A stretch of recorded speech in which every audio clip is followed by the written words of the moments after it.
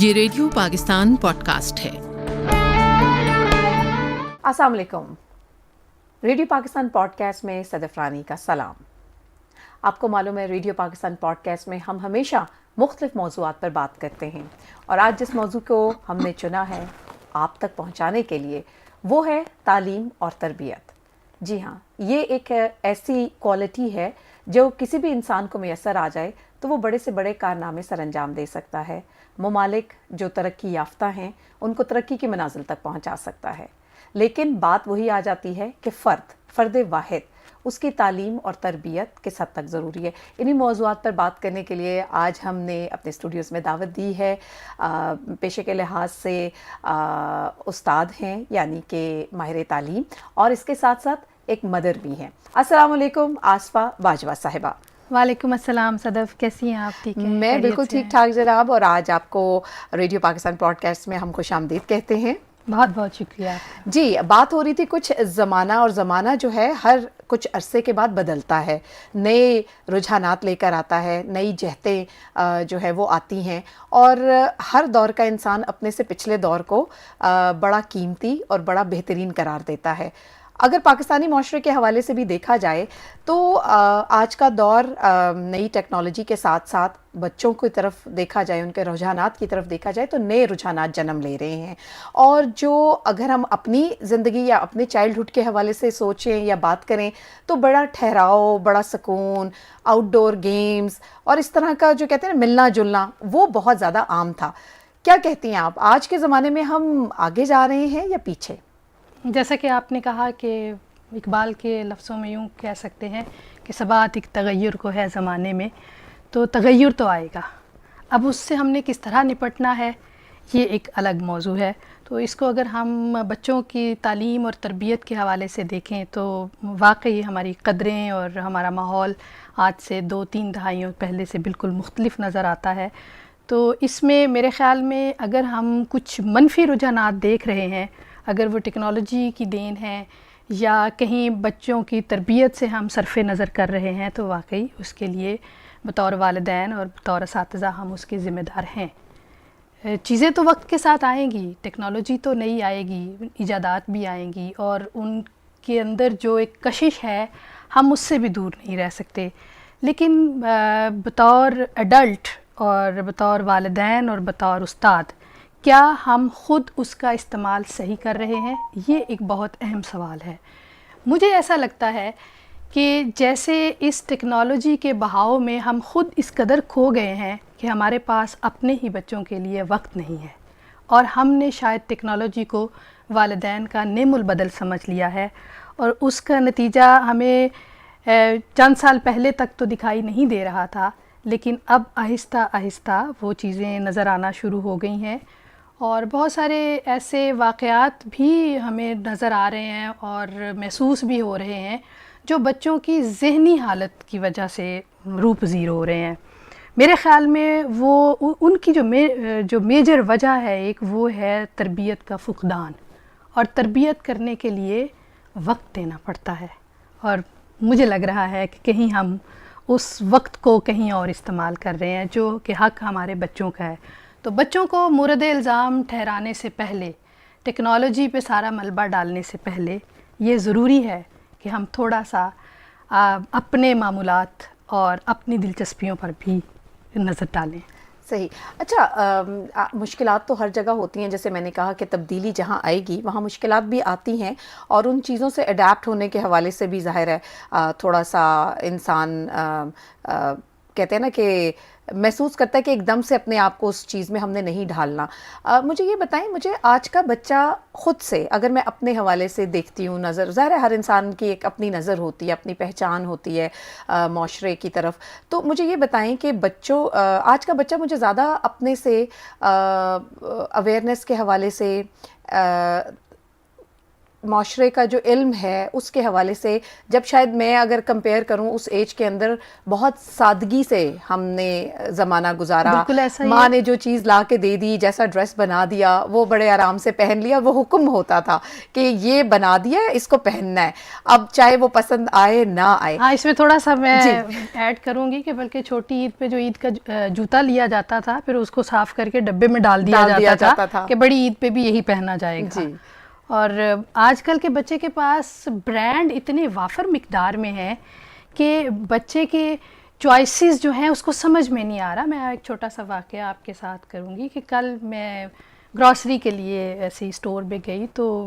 تھوڑی دیر کے لیے ایک آواز تھی جس کی وجہ سن کے میں جس کو رک گئی، احمد آپ کو یہ چاکلیٹ پسند ہے، احمد آپ کو یہ چاکلیٹ پسند ہے۔ اور احمد صاحب میرے خیال میں زیادہ سے زیادہ بچہ 4 سال کا ہوگا،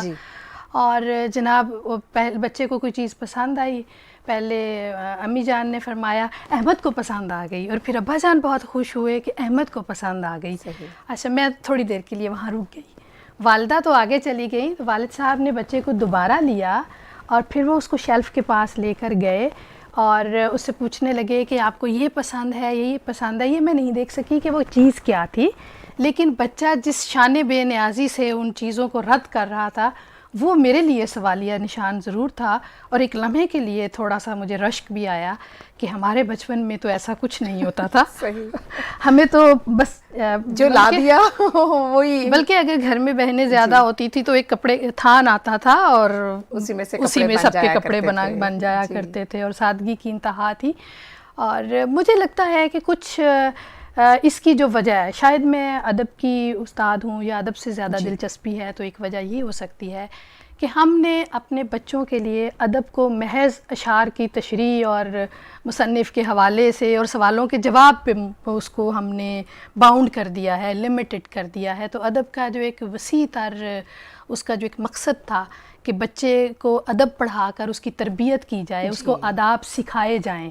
تو وہ ہمارے نظام تعلیم میں کہیں ترجیحی بنیادوں پر استعمال ہوتا ہوا نظر نہیں آ رہا، اور ہم اپنے بچے کو محض امتحان پاس کرنے کے لیے کچھ چیزیں کر رہے ہیں۔ اور جو مجھے محسوس ہوتا ہے ہمارے بچپن میں کسی شاعر کو پڑھنا، اشعار یاد کرنا یا شعر و ادب کے میدان میں آگے جانا ایک خواہش ہوا کرتی تھی۔ مجھے نہیں لگتا کہ آج کا کوئی بچہ جو ہے خاص طور پہ اپنی زبان میں کچھ لکھنا چاہتا ہے یا کچھ تخلیقی نوعیت کا کام کرنا چاہتا ہے، اس میں بھی ذمہ داری بہرحال ہم پہ ہی آتی ہے۔ جی، اساتذہ جو ہیں ظاہر ہے ان کا بھی ایک بڑا کلیدی کردار ہمارا ہوتا جو ہے۔ نظام تعلیم ہے میرے خیال میں اس میں کچھ ایسی تبدیلیوں کی ضرورت ہے کہ ہم ایک اندھا دھند تقلید یا ایک بھیڑ چال میں پڑھنے کی بجائے جو نئے رجحانات ہیں اور جو نئے تصورات ہیں، آئیڈیاز ہیں، ٹیکنالوجیز ہیں، ان کے ساتھ کہیں ہم اپنی جو ہماری اخلاقی اقدار ہیں، جو ہماری معاشرتی اقدار ہیں، جو ہمارے سماجی رویے جو تھے ہمارے بزرگوں کے، وہ ان کو شامل کرنا بڑا ضروری ہے۔ ہم آج شاید ہم بھی کسی حد تک جو حلیم ہونا یا جو ہماری طبیعت میں ہمارے بزرگوں میں جو ایک ٹھہراؤ تھا اس سے کہیں دور نظر آ رہے ہیں، کچھ ایک افراتفری ہے، اور یقیناً وہ جب ہم میں ہوتی ہے تو بچہ ہم ہی سے سیکھ رہا ہوتا ہے، تو ہمارے ماحول کا ایک مجموعی طور پر یہ ایک حصہ بن رہی ہے، تو ہمیں اپنے اندر بھی ٹھہراؤ لانے کی ضرورت ہے۔ بہت ساری چیزوں کے پیچھے اندھا دھند بھاگنے سے وہ مل نہیں جایا کرتی اور نہ ہی ویسے ہو سکتے ہیں ہم، تو کچھ اگر ہم سکون سے دھیرے دھیرے اپنی منزل کو سامنے رکھ کر اپنے سفر کو جاری رکھیں تو شاید بہتر ہوگا، ورنہ تو منیر نیازی کا شعر مجھے اس وقت میرے ذہن میں آ رہا ہے کہ منیر اس ملک پر اسیب کا سایہ ہے یا کیا ہے، کہ حرکت تیز تر ہے اور سفر آہستہ آہستہ،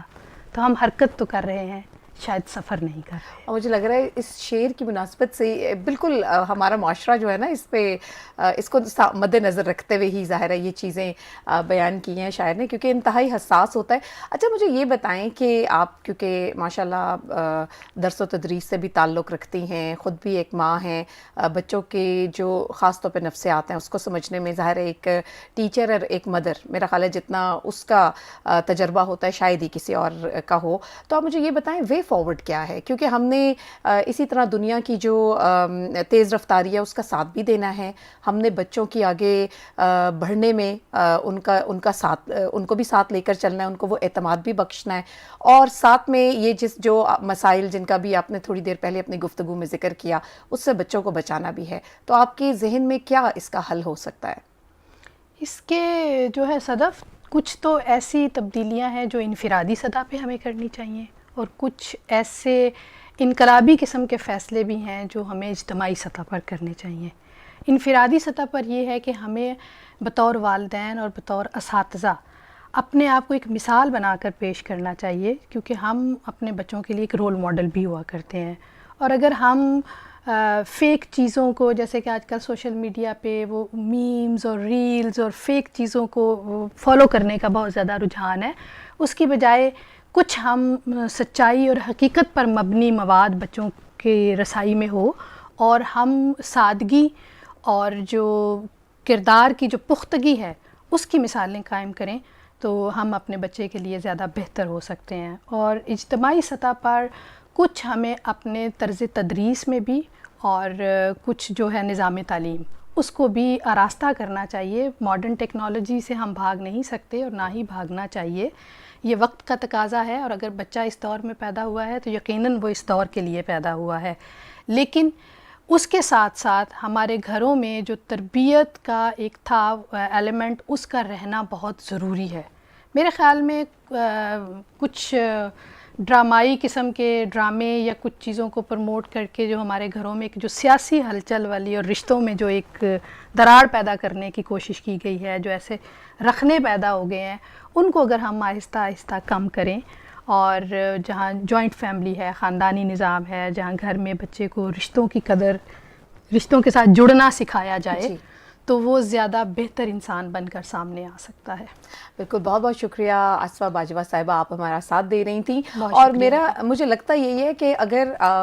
حاصل گفتگو اگر اس کو میں پروگرام کے آخر میں پیش کرنا چاہوں تو یہی ہے کہ جو پلیٹ فارمز جن سے ہم بھاگنا چاہ رہے ہیں، سوشل میڈیا، تو جن کا بھی ذکر کیا آصفہ صاحبہ نے، اگر انہی پلیٹ فارمز کے اندر یہ تمام جو ہماری مورل ویلیوز ہیں یا کلچرل ویلیوز ہیں، انہی کو ایک انتہائی انٹرسٹنگ وے کے اندر جو ہے ڈراماٹائز وے میں کوئی فیچر یا ٹاک شو ایک ایسے طریقے سے بچوں تک پہنچا جائے کہ یہ تمام چیزیں ان کو، اگر یہ تربیت ہی ٹیکنالوجی کے ذریعے پہنچا دی جائے، تو میرا خیال ہے کہ اس کی آگے بڑھنے اور دنیا کو ایک صاف لینس سے دیکھنے کے حوالے سے میرا خیال ہے کہ بڑی مدد مل سکتی ہے. اسی کے ساتھ ہی صدف رانی کو دیجیے گا ریڈیو پاکستان پوڈ کاسٹ سے اجازت. اللہ حافظ.